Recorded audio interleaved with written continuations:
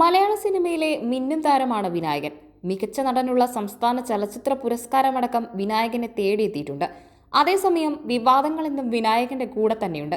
Of സ്ക്രീനിലെ ജീവിതത്തിൽ പലപ്പോഴായി വിനായകൻ വിവാദങ്ങളിൽ ചെന്നുപെട്ടിട്ടുണ്ട്. ഇപ്പോഴിതാ വിനായകൻ വീണ്ടും ഒരു വിവാദത്തിൽപ്പെട്ടിരിക്കുകയാണ്. വിനായകൻ നഗ്നതാ പ്രദർശനം നടത്തിയെന്നാണ് പുതിയ വിവാദം. തന്റെ ഫ്ളാറ്റിൽ ബാൽക്കണിയിൽ വന്ന് വസ്ത്രമഴിച്ച നഗ്നതാ പ്രദർശനം നടത്തിയെന്നാണ് നടനെതിരെ ഉയരുന്ന ആരോപണം.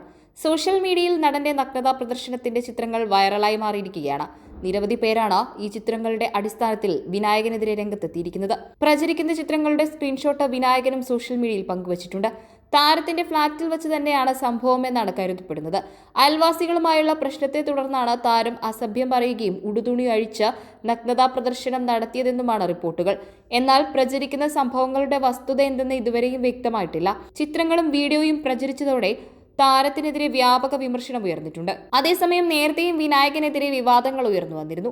ഹൈദരാബാദ് എയർപോർട്ടിൽ വെച്ച് ജീവനക്കാരോട് അപമര്യാദയായി പെരുമാറിയ വിനായകനെ തടഞ്ഞുവച്ചിരുന്നു. എയർപോർട്ടിലെ തറയിൽ ഷർട്ടിടാതെ ഇരുന്ന ജീവനക്കാരോട് പ്രതിഷേധിക്കുന്ന വിനായകന്റെ ചിത്രങ്ങൾ വൈറലായിരുന്നു. പിന്നാലെ വിനായകനെ സുരക്ഷാ സംഘം കസ്റ്റഡിയിലെടുക്കുകയും എയർപോർട്ട് പോലീസിന് കൈമാറുകയും ചെയ്തു. മറ്റൊരിക്കൽ മുൻ മുഖ്യമന്ത്രി ഉമ്മൻചാണ്ടിയെ അധിക്ഷേപിച്ചെന്ന കേസിൽ വിനായകനെ കൊച്ചി സിറ്റി പോലീസ് ചോദ്യം ചെയ്തിരുന്നു.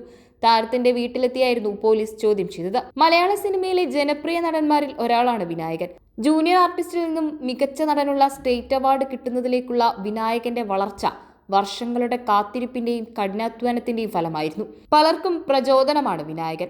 രാജീവ് രവി സംവിധാനം ചെയ്ത കമ്മട്ടിപ്പാടത്തിലൂടെയാണ് വിനായകൻ മികച്ച നടനുള്ള പുരസ്കാരം നേടിയതും. തെക്ക് വടക്കാണ് വിനായകന്റേതായി പോയ വർഷം പുറത്തിറങ്ങിയ മലയാള സിനിമ. നേരത്തെ ജയിലറിലെ വില്ലൻ വേഷത്തിലൂടെ തമിഴിലും കയ്യടി നേടിയിരുന്നു.